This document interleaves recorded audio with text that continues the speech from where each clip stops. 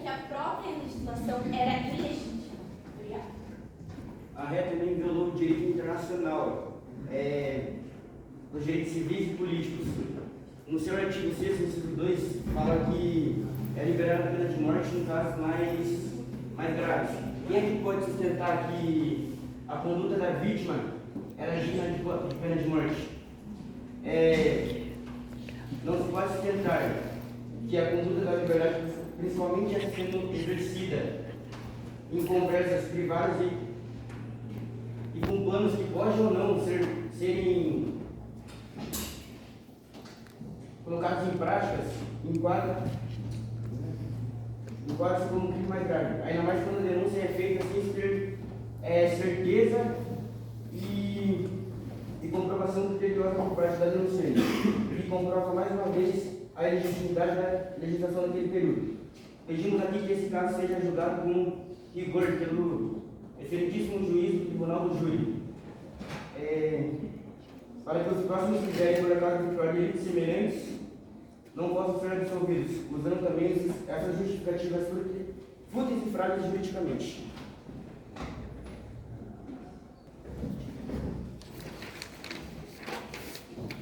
Agora passo a palavra para a equipe de defesa. Uma questão importantíssima hoje, e agora eu passo a palavra para o colega Chay. Bom dia, Vossa Excelência, bom dia às minhas colegas, bom dia a todos os jurados e bom dia a todos os presentes. Inicio dizendo a tristeza que está em meu coração por ver como meus colegas falaram, mas eu rasgar no meu diploma, porque realmente tudo que eu aprendi não falei de nada por isso. Enfim, vamos ao contexto em que minha cliente se encontrava. Ela estava num regime onde era de conhecimento de todos, que caso você visse ou fizesse parte de uma conspiração contra o governo, você deveria ou denunciá-lo ou seria sentenciado à morte. E caso não denunciá-lo, seria sentenciado. Agora eu pergunto a todos aqui, retoricamente, ninguém aqui é franciscano, certo? Quem aqui iria valorizar mais alguma coisa além de sua vida? Ela sabia do que estava fazendo. Ela poderia não estar contente, mas isso não é algo que deve ser palpável aqui. Não estamos julgando a felicidade ou a tristeza por ela ter cometido esse fato. Ela o fez porque estava em vigência e preza pela sua vida. Como meus colegas disseram, existe algo como, não lembro ao certo exatamente, mas elas disseram que é algo primordial no direito. Tudo bem? Acabou de quebrar a carteira, mas tudo bem. Não, tranquilo. Enfim, voltando. Um ponto primordial no direito também é a vida. E a vida dela? Ela seria morta. Ela seria morta. Não digo que ela estava feliz, pois isso não há comprovação. Mas ela também teve que agir conforme a lei. Porque é assim que todos somos ensinados. Seja você estudante de direito, medicina ou qualquer outra coisa. Somos ensinados a seguir a lei. Independente de você concordar ou não. Os alunos sabiam dos riscos que estavam correndo. Eles sabiam, perdão. E assim, passo a palavra ao meu colega Pedro, que, diga-se de passagem, é de origem judaica. Obrigado, meu amigo Patrício. Obrigado pela palavra. Sabendo disso, devemos comentar que as leis que levaram esse caso, sim, podem ser injustas. Realmente. Porém, isso é um pensamento de hoje.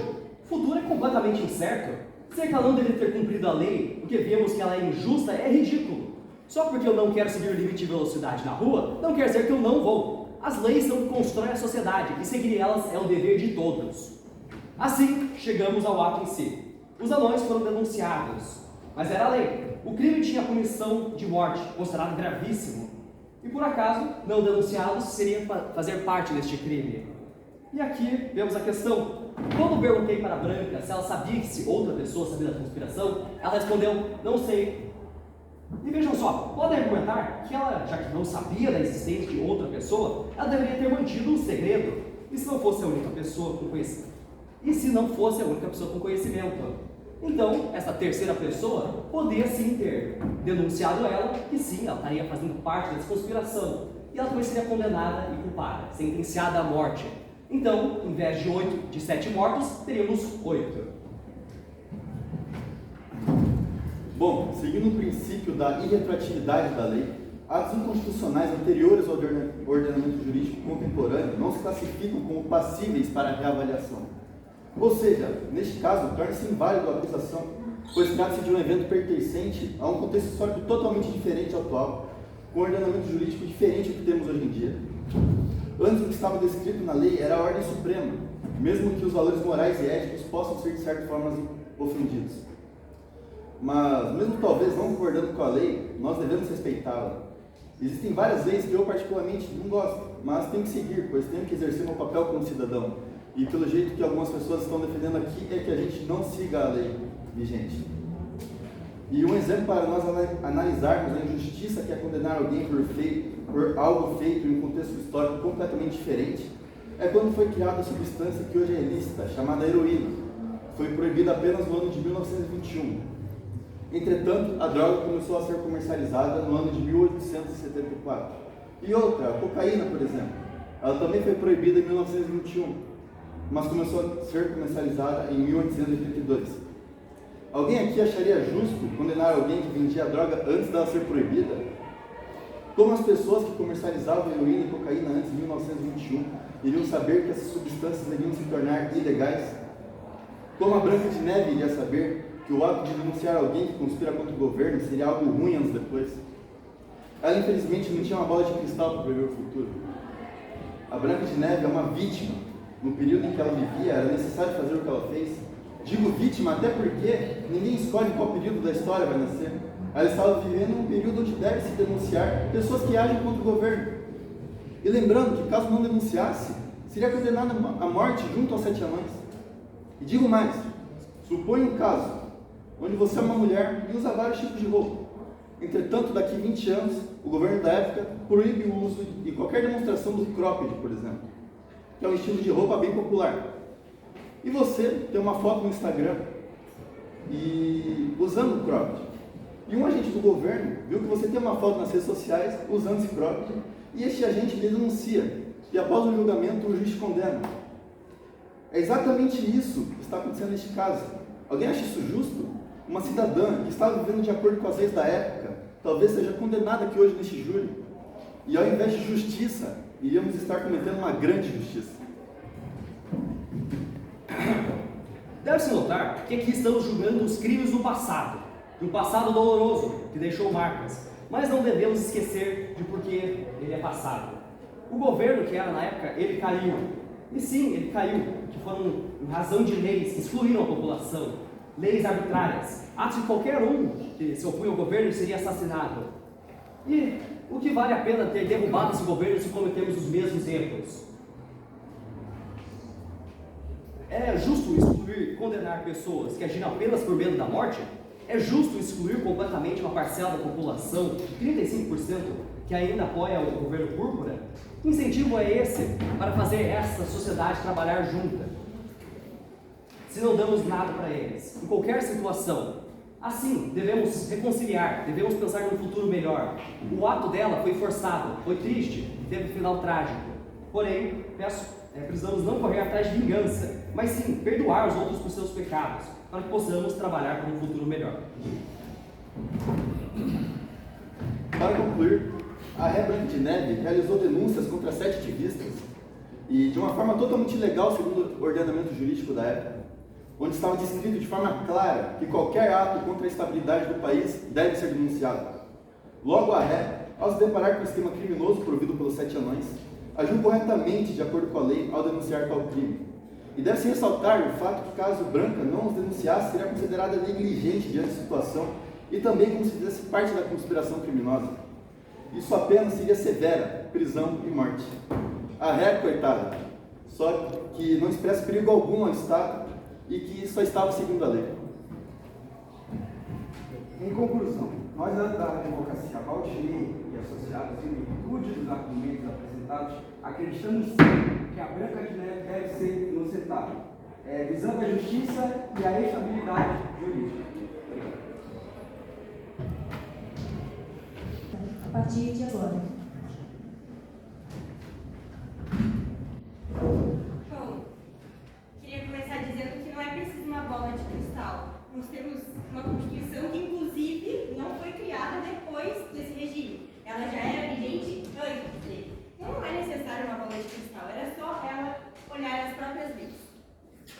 Segundo, vocês nos acusam, vocês falam que ela só estava seguindo o direito da época, as leis da época. Mas precisamos reforçar mais uma vez que elas eram extremamente ilegítimas. As leis normativas criadas naquele momento não têm validade nenhuma jurídica. Eram leis apenas faladas. E os advogados também falam que a gente está buscando vingança. Não. Nós não estamos buscando vingança por ninguém. Nós estamos buscando apenas justiça pelas 7 vítimas que morreram. Pelas 7 vítimas que não estão aqui para se defender. Porque a ré usou deles para exercer o seu projeto criminoso. Então, nós pedimos aqui para os senhores, por favor, usem a justiça. Usem o direito que nós temos em nossas mãos e que ela também tinha. Assim como vocês têm o acesso, Branca de Neve também tinha acesso à Constituição vigente. Vocês disseram que não podemos julgar alguém pelas ações que tomaram anteriormente num regime diferente. Porém, há casos históricos e comprovados em que isso já foi feito. Vou trazer como exemplo o Tribunal de Nuremberg, que está citado na nossa petição, que foi um tribunal feito na cidade de Nuremberg, na Alemanha, depois da Segunda Guerra Mundial. Nesse tribunal foram julgados mais de 121 pessoas por envolvimento direto ou indireto com as atitudes feitas pelos nazistas. E a maioria deles, na verdade acho que todos, foram condenados. 2, eu tenho certeza que não foram condenados, mas foi porque ambos se suicidaram antes dos julgamentos terem início. O que eu quero dizer com isso?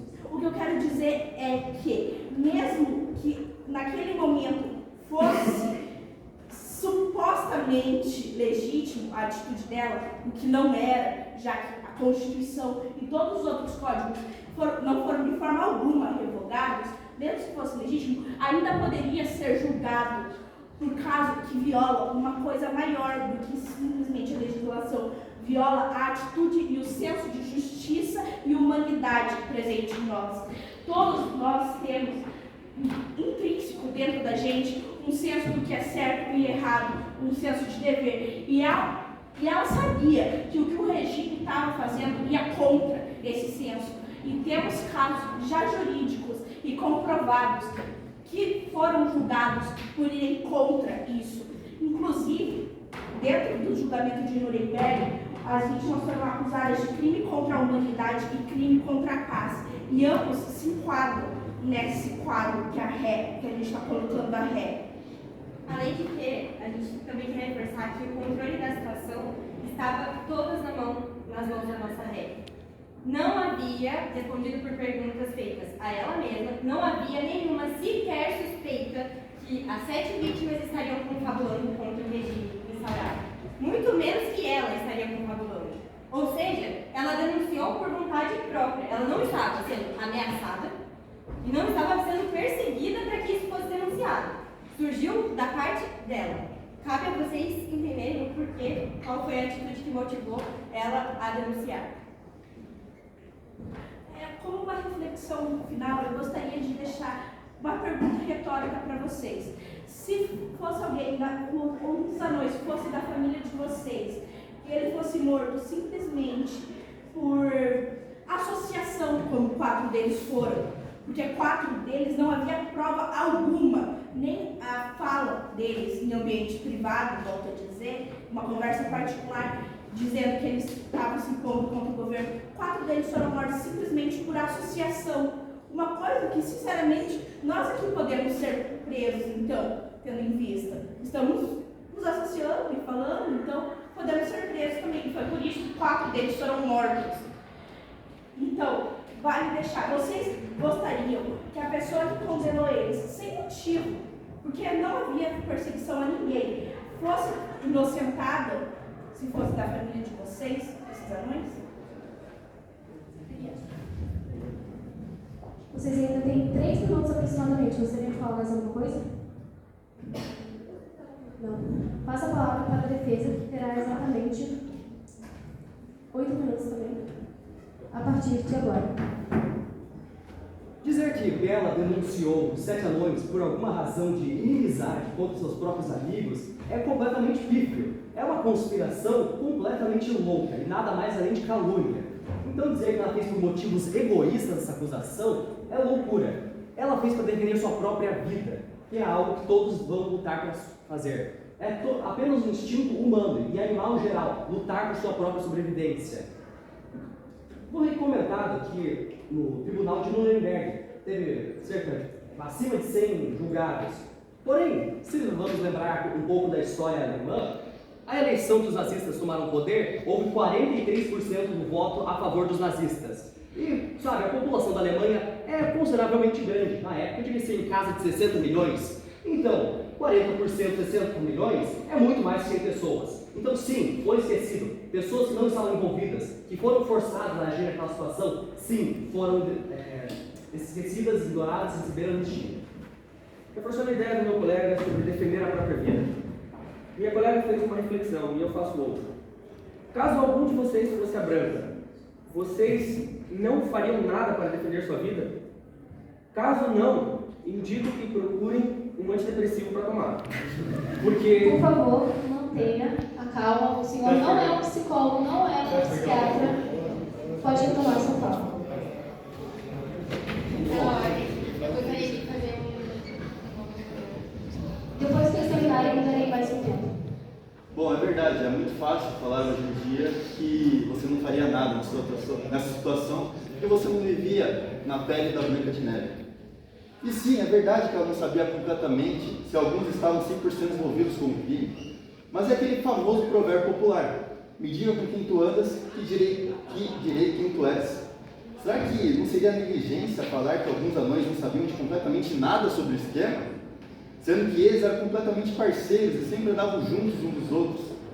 Acho bem engraçado dizer que eles não sabiam de nada.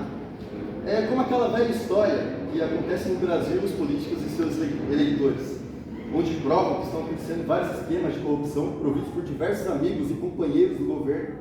Entretanto, mas não, completamente não. O presidente não sabe de nada, né? Bom, é de tamanha negligência, é como se fazer de cego diante aos fatos. Obrigado. Por fim, gostaria de comentar. Foi argumentado muitas vezes pelo lado da acusação que a jurisdição do Partido Púrpura era completamente ilegítima, que a Constituição era ignorada rotineiramente. Então, nesse caso, se eles tinham poder, armas e maneira de exercer isso, a Constituição não valia nada, ela não tinha nenhuma segurança. Ela teve que agir dessa maneira para sobreviver, porque senão eles iriam ignorar a Constituição e iriam matar ela. Concluíram? Darei 3 minutos. Bom, vocês falam de sobrevivência, mas mais uma vez eu reforço, a situação estava nas mãos dela. Em nenhum momento ela estava sendo ameaçada e nem perseguida por isso. Eles não haviam nenhuma sequer suspeita sobre as 7 vítimas e sobre ela. Vocês preferem seguir um provérbio do que os fatos? Porque os fatos são. Elas associaram eles como criminosos. E não é qualquer coisinha não, viu? Eles foram mortos e não estão aqui para se defender. Então, os 4 associados, por causa de um provérbio, me diga com quem tu andas e eu te direi quem você é, eles devem ser mortos por causa disso? Por causa de uma associação? Suposições, óbvio, vocês podem fazer. Todo mundo pode fazer. Mas a partir do momento que a pessoa vai ser morta, eu acho que isso é um pouco demais. Se vamos julgar as pessoas por provérbios, então por que não usamos aquele é melhor estar só do que mal acompanhado? Porque com certeza a companhia de branca pode ser considerada como má companhia. E vocês disseram que não, a pessoa vai sempre privilegiar a própria vida ao invés do detrimento de outras.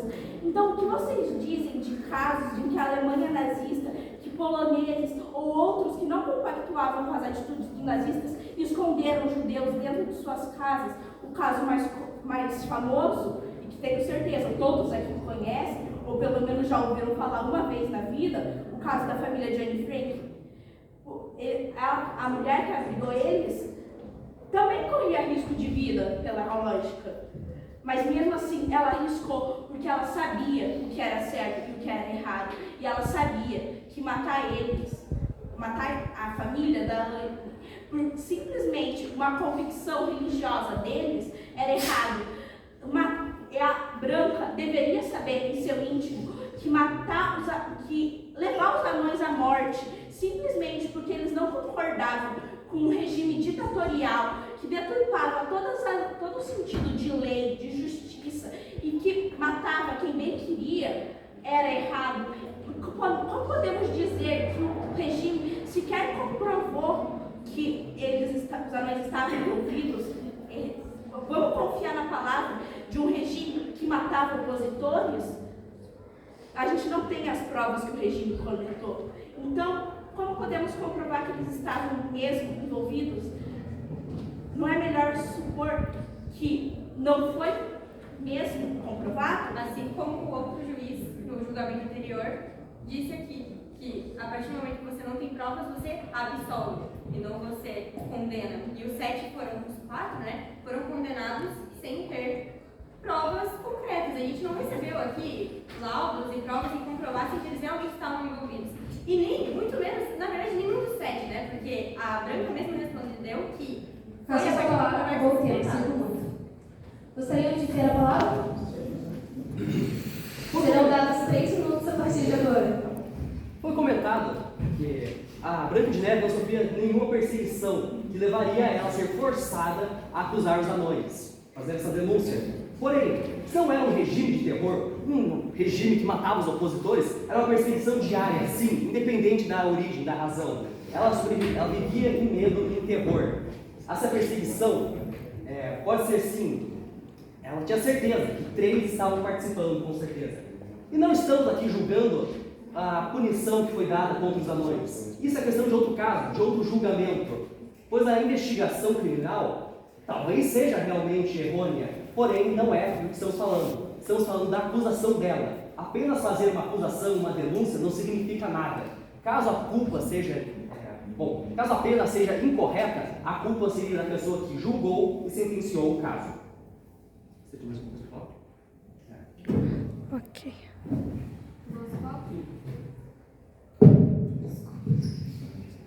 Agora entraremos a iniciação aos votos.